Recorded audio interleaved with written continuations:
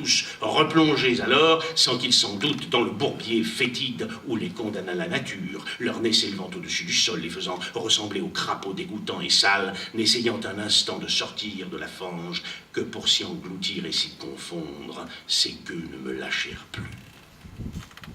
Mon tort à ce moment avoir déchaîné la fureur de ma belle-mère, la présidente de Montreuil.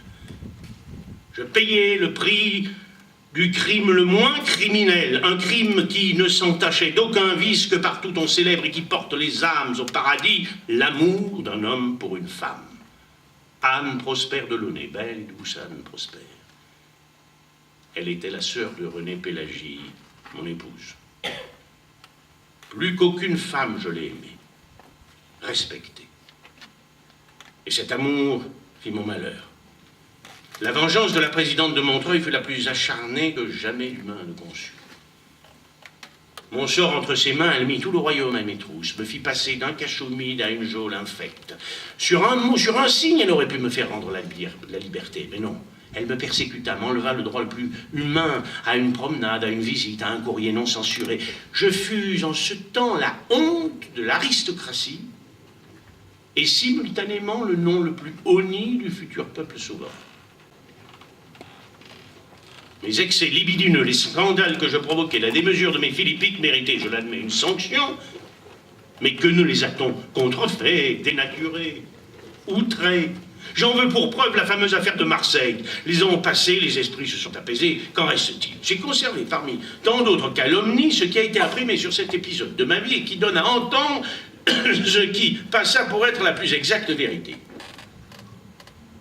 On écrit de Marseille que monsieur le comte de Sade, qui fit tant de bruit en 1768 pour les folles horreurs auxquelles il s'était porté contre une fille au prétexte d'éprouver des topiques, vient de fournir dans cette ville un spectacle d'abord très plaisant, mais effroyable par les suites. Il a donné un bal où il a invité beaucoup de monde. Et dans le dessert, il a glissé des pastilles au chocolat si excellentes que quantité de gens en ont dévoré. Elles étaient en abondance et personne n'en a manqué. Mais il y avait amalgamé des mouches cantharides. On connaît la vertu de ce médicament. Elle s'est trouvée que tous ceux qui en avaient mangé, brûlant d'une ardeur impudique, se sont livrés à tous les excès auxquels porte la fureur la plus amoureuse. Le bal a dégénéré en une de ces assemblées licencieuses renommées parmi les rois. Les femmes les plus sages n'ont pu résister à la rage utérine qui les travaillait. C'est ainsi que M. de Sade a joui de sa belle-sœur, avec laquelle il s'est enfui pour se soustraire au supplice qu'il mérite. Plusieurs personnes sont mortes des excès auxquels elles se sont livrées dans leur priapisme effroyable, et d'autres sont encore très incommodées. Voilà ce que la réalité devint sous la plume de ces queues de folliculaires. En fait, ce fameux scandale de Marseille ne fut qu'une partie de débauche qui ne dégénéra que par l'effet pernicieux de bonbons à la cantharide.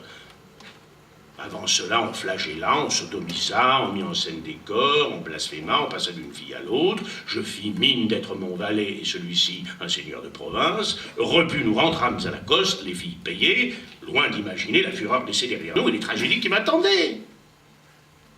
La machine judiciaire lancée, le mal était fait. Rien ne put interrompre le délire collectif autour de ma personne. En quelques semaines, la condamnation était prononcée, la décapitation, le bûcher, et mes cendres répandues aux 4 vents. Plus tard, le Parlement d'Aix révisa puis cassa le jugement qui me condamnait à être décapité. Contumax, j'avais été brûlé en effigie. Et ce même Parlement dit bien qu'empoisonnement, jamais il n'y eut. Ni empoisonnement, ni préméditation, et que l'acte de sodomie jamais ne fut prouvé. Victime expiatoire, je fus néanmoins arrêté, et les portes du donjon de Vincennes se refermèrent sur moi. Pendant mes années de détention à Vincennes et à la Bastille me réchauffa le cœur, et elle seule savait me donner des nouvelles de mes terres et de mes murs. Elle avait le sens pratique, savait juger les gens, et la confiance que je mettais en elle ne fut jamais déçue. J'ai eu bien du tort à son égard. Il arriva que je me montrasse injuste, que mes colères pleuvassent injustement sur elle. Mais elle sut me garder son affection. Je pense les larmes aux yeux, ce que cette sainte femme écrivait à peu près de Lacoste.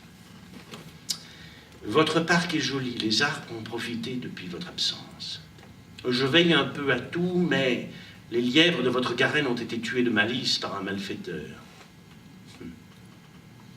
Milly Rousset était l'ami de mon enfance. Nous parlions le patois provençal ensemble. Nos promenades dans le parc, nos batifolages dans le labyrinthe, nos chamailleries et nos raccommodages incessants me révélèrent la meilleure part de moi-même. Que n'ai-je su faire, taire mes passions et suivre le chemin que Milly Rousset me montrait dans toute sa lucidité, sa franchise. Ma vieillesse aurait été douce et paisible à Lacoste. De mon enfance émerge aussi le visage de François Gaufridi, notaire à Apt, qui près de 30 années durant Gérard si négligemment mes biens. À mon dernier séjour en Provence, il y a désormais 17 années, je fus à ses côtés sur le promontoire de Beaunieu qui fait face à Lacoste pour contempler mon château dévasté et que je n'eus pas le courage de visiter. Les infâmes menées révolutionnaires de 1792, défiant toutes les lois, avaient jeté à bas mes murs, mes meubles, mes derniers biens. J'imagine portes, fenêtres volées, arrachées, cloisons démolies, marbre des cheminées, glaces en morceaux. Il ne restait plus que les lambeaux de papier peint et de peinture. Le vent disloquant les fenêtres, les poutres s'étaient écroulées, les gouttières crevées, l'eau entrant de tous côtés, les boulements augmentant tous les quarts d'heure, les tuiles du plâtras tombant avec carillon. On ne voyait que crevasses dans tous les coins. Plus de Lacoste pour moi. Quelle perte! Quelle perte! Elle est au-dessus de l'expression. Il y avait de quoi en ce château en meubler 6. J'étais ainsi au désespoir de trouver un coin en Provence où mettre ma tête. Je payais une fois encore le prix de l'exécrable et criminelle paresse d'un Gaufridi qui jamais ne prit mon parti. Gaufridi qui s'était lié à ma belle-mère dès mes premières incatades. Gaufridi qui s'était lié à ma femme au premier jour où celle-ci me repoussa à ma sortie de la Bastille. Gaufridi qui conspira contre ma personne aux côtés de mes enfants pour me duper, me friponner et me faire souscrire à tout ce qui desservait mes intérêts. Anathème à Gaufridi, anathème au prétendu ami de l'enfance, anathème au coq qui me perdit, moi et mes terres. Comment ai-je pu mettre toute confiance, mes intérêts les plus chers, entre les mains d'un homme pétri de duplicité, d'une doucereuse hypocrisie qui assoupit mes soupçons jusqu'à l'aveuglante révélation de ses forfaits? Pour obtenir quelques rentes de mes terres, que de suppliques dans les centaines de lettres envoyées à Apt. Tenez-vous, entendez ceci. Avocat, privé de lettres de crédit, d'effets à engager et d'aucune ressource d'emprunt, il faut, lorsque vous me laissez manquer, que je meure exactement de faim. Je n'ai plus de domestiques chez moi, n'ayant plus rien pour les nourrir, et que je subsiste qu'en allant dîner à droite et à gauche. D'ici peu, 3 billets vont me tomber sur le corps, mes meubles seront saisis, et si je ne paie pas, ce que je vous demande, c'est de l'argent. Ce que je veux, c'est de l'argent. C'est de l'argent qu'il me faut. De l'argent. J'ai pour 500 000 francs de biens au soleil, vendés sur le champ de coin de terre. Il me semble que dans la fausse crise où vous me tenez, quand vous ne feriez une avance, vous ne risqueriez pas grand-chose et que vous seriez bien à même de vous rembourser à mesure. Mais ce service est celui d'un ami. Et de la manière déchirante et cruelle dont vous vous conduisez avec moi, puis-je l'exiger? Me voilà à l'entrée de l'hiver obligé de faire quelques provisions et malade dans mon lit. Voilà l'état où vous me laissez. Mon désespoir est au comble. Je ne sais que faire, ni que devenir. Assailli de partout par des gens qui m'ont prêté pendant ma détention, n'ayant pas un écu, plus un seul effet à mettre en gage. Ma position est absolument sans exemple. Et si vous ne venez pas sur le champ à mon secours, il faut que je me brûle la cervelle. Hé, l'avocat, faites au nom de Dieu. Faites tout ce que vous voudrez avec Sommade, avec Mazan, avec Karl Lacoste, taillez, rognez, engagez, vendez. Faites l'enfer, faites le diable, mais envoyez-moi de l'argent, parce qu'il faut que j'en ai tout de suite. Ou que je me porte aux dernières extrémités. Le cœur de cet avocat toujours fut de pierre. De Mazan et de Sommade, mais Sommade nous espérait finir les jours. Il est bien tard désormais. C'est la terre de Paris qui m'a vu naître et qui va accueillir ma dépouille. Mais si raison est donnée à ceux qui pensent que les âmes se dirigent là où elles furent les plus heureuses, la mienne sera bientôt sans nul doute à Lacoste. Il serait bon que mes sujets m'y accueillissent, qu'en m'adressant en patois le compliment d'usage, qu'on me jurât de protéger mon bien, de garder mon secret, d'éviter mon dommage.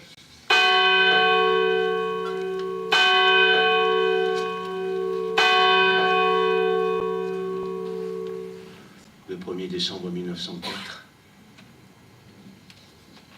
Le 1er décembre 1804 à Lacoste. J'ai bien froid.